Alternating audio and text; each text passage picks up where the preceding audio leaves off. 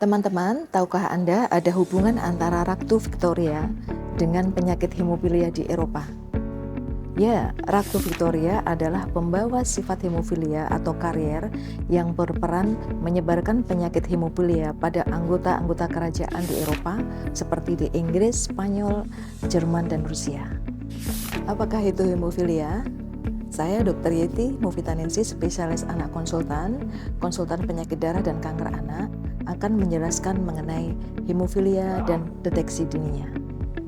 Hemofilia yang dulunya dikenal sebagai penyakit ningrat atau kerajaan karena banyaknya anggota kerajaan di negara-negara Eropa yang terkena hemofili. Ini adalah salah satu penyakit perdarahan bawaan akibat kekurangan faktor pembekuan, yaitu faktor 8 dan faktor 9. Sebagian besar diwariskan melalui kromosom X, sehingga disebut X-linked recessive. Tetapi sepertiga kasus dapat muncul spontan karena mutasi genetik, meskipun tidak ada riwayat keluarga di dalamnya. 4 hal yang harus membuat kita waspada pada hemofilia. Yang pertama, riwayat perdarahan yang sulit berhenti.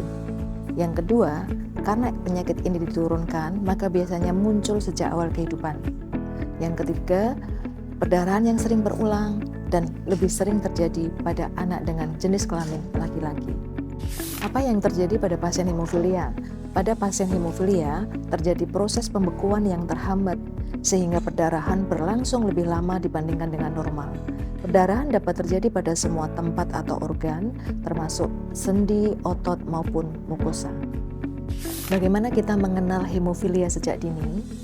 Kita dapat menemukan tanda-tanda ataupun gejala hemofilia pada bayi, misalnya seperti adanya memar, kemudian benjolan akibat perdarahan, baik di otot maupun perdarahan di sendi, ataupun perdarahan setelah tindakan, misalnya setelah anak sunat atau vaksinasi. Bisa juga karena benturan atau jatuh dari sepeda, ataupun misalnya ada luka yang sangat lama berhenti perdarahannya. Pada kasus yang sangat berat, perdarahan bisa terjadi kapan saja tanpa ada sebab yang jelas. Misalnya anak bangun tidur, tiba-tiba ada kejang. Kemungkinan hal itu terjadi karena adanya perdarahan di otak.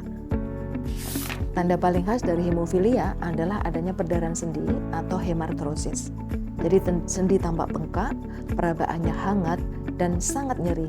Jika berulang, bisa menyebabkan kerusakan sendi yang permanen, sehingga anak akan menjadi cacat.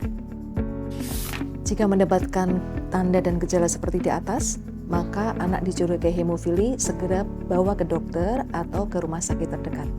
Dokter akan melakukan pemeriksaan fisik maupun lab. Pemeriksaan awal biasanya menunjukkan APTT yang meningkat. APTT adalah singkatan dari Activated Partial Thromboplastin Time yang memanjang dengan prothrombin time yang normal dan jumlah trombosit yang normal.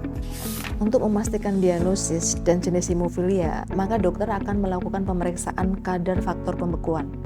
Jika faktor 8 rendah, maka pasien adalah hemofilia A. Jika faktor 9 yang rendah, maka pasien mengalami hemofilia tipe B.